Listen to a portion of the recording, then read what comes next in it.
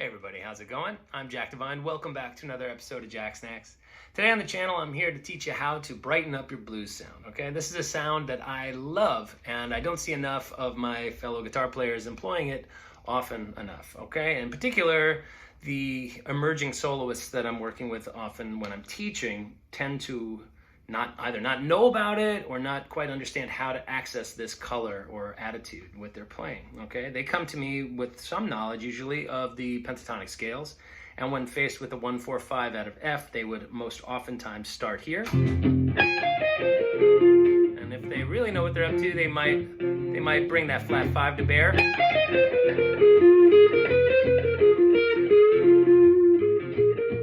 Okay, then they're gonna kind of live here.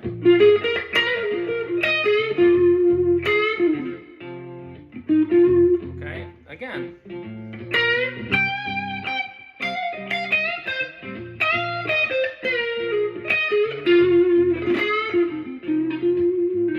There's nothing wrong with any of that. That is all perfectly cool and can be done at a very high level. It can be very effective. However, down the road, you may grow weary of that sound, as I have, and occasionally feel the need to brighten up the sound and not have it quite sound so hard on that flat 3 and the flat 7.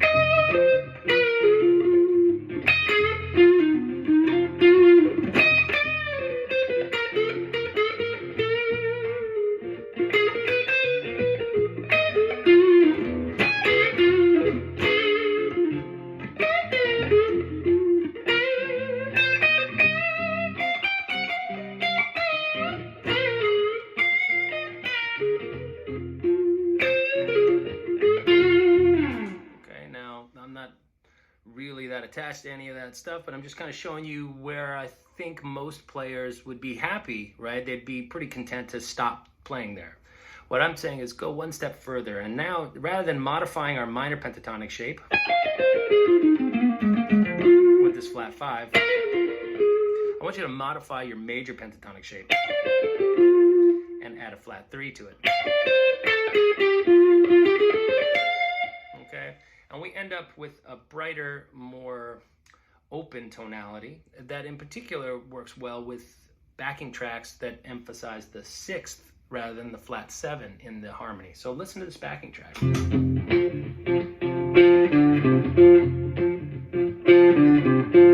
Okay, so in the key of F, that's root 6, 5, root, okay? As opposed to root flat 7. If we started out hearing like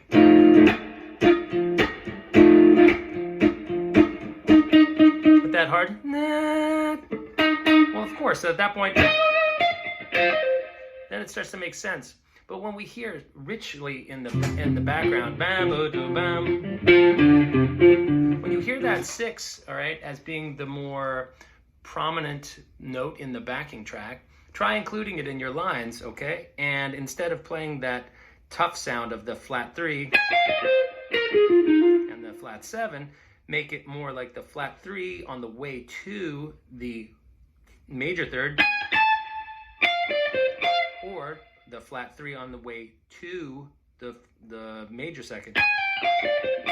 So we're going to take this idea of that little bass groove, right, that's there, and we're going to graft onto it this, and we end up with this, or so.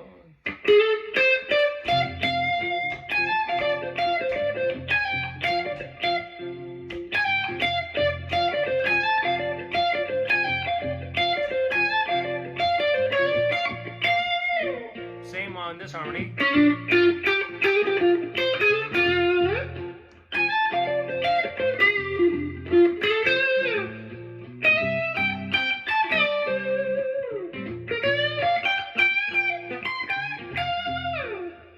So we end up with a significantly brighter, more open sound, okay? Definitely doesn't sound as nasty, mean, angry. Okay, and I love that sound. That's just more like a Texas-y, Hendrix-y, ZZ Top kind of sound, SRV wannabe. versus this more brighter New Orleans sound of adding the 6. Now we can still emphasize the flat 3. We just want to be doing it in a little bit more tasteful way. We don't want it to be like, right? We don't want it to be like that. We want to be more like, right? So,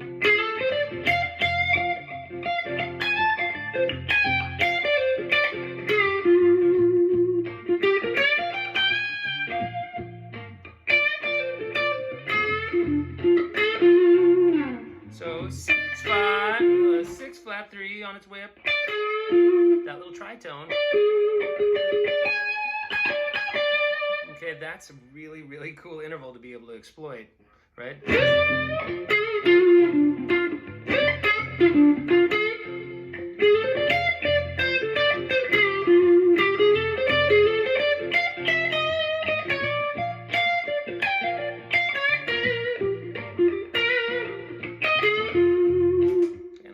Saying we don't use those flat 7s. They can be really helpful. What I'm suggesting is that we recognize their true value, their true purpose. The most powerful use of that note within the structure of the blues is often one of transition rather than making it the staple default pivot note that we connect chord tones with. Rather than going, I'm saying you use the 6 to connect chord tones, and then reserve the 7 for moments of transition to the 4 chord, or from the 4 chord back to the 1 chord. Let me show you what I'm talking about.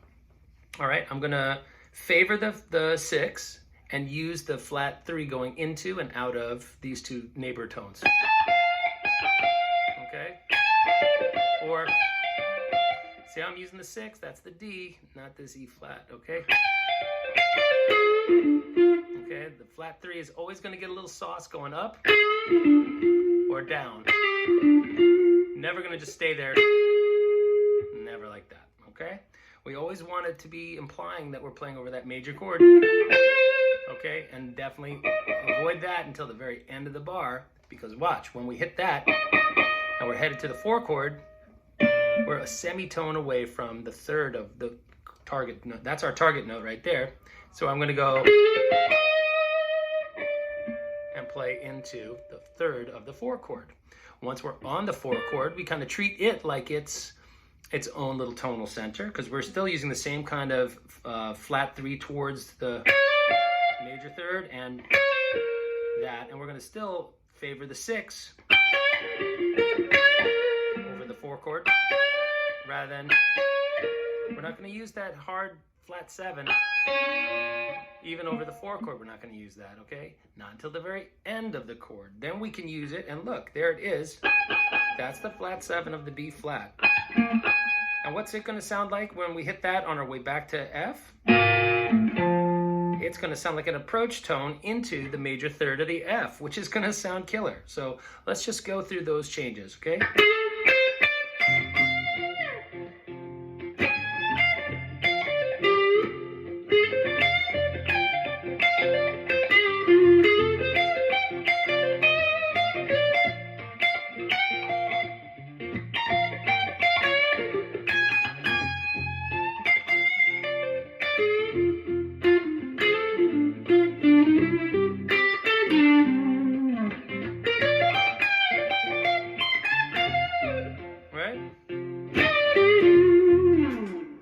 There I am, basically ditching the flat 7 over the F chord until the very end, and then, or, you know, or some way of getting to that E flat, right, over top of that to imply, time to go to B flat. And again, you'll notice that over top of the B flat chord, 6, not flat 7. Not doing that, and going. Again, the 6 back here, that G, not the A flat. Not. Okay, maybe at the end of that measure, then I might go.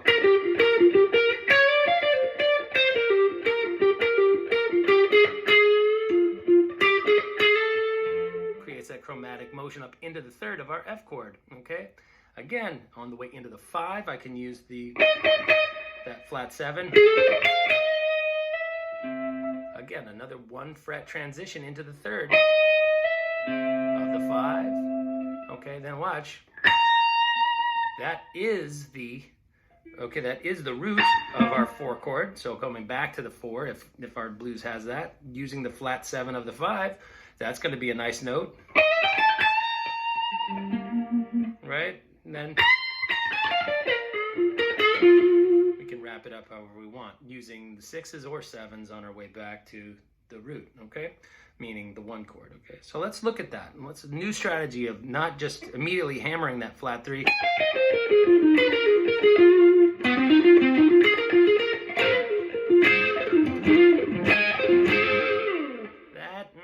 Let's not do that. Let's go.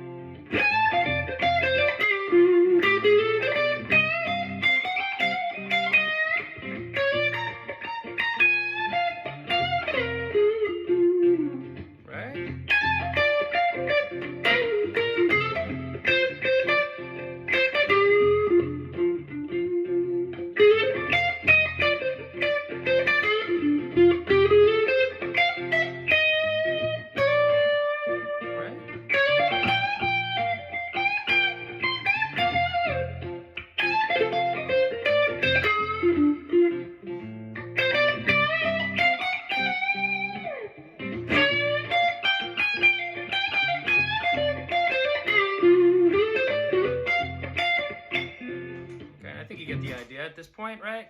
I don't mean to bang on about it, but it's a really cool sound relative to, okay, I'll flip back and forth between the 2 approaches. Here's the more Texas approach.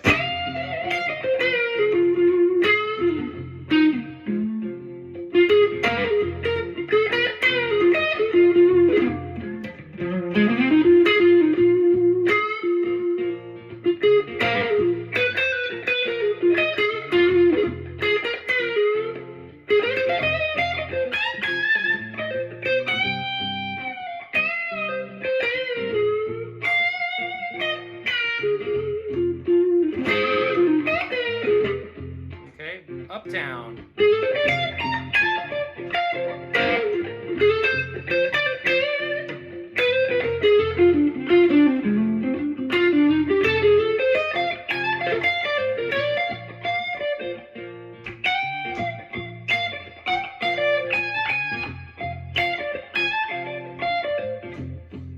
Right?